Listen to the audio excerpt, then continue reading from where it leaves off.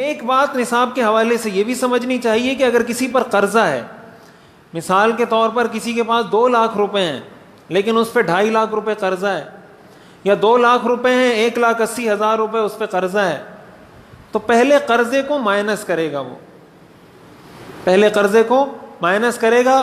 1,80,000 روپے اس پہ قرضہ ہے تو وہ اس کو نکال دے گا، وہ یہ سمجھے گا کہ میرے پاس 20,000 روپے ہیں.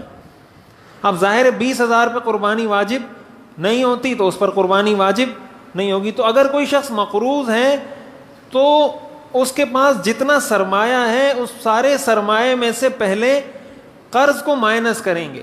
اس مائنس کرنے کے بعد بھی اگر وہ صاحب نصاب رہتا ہے تو اس پر قربانی واجب ہوگی، اگر اس کے بعد وہ صاحب نصاب نہیں رہتا تو قربانی واجب نہیں ہوگی.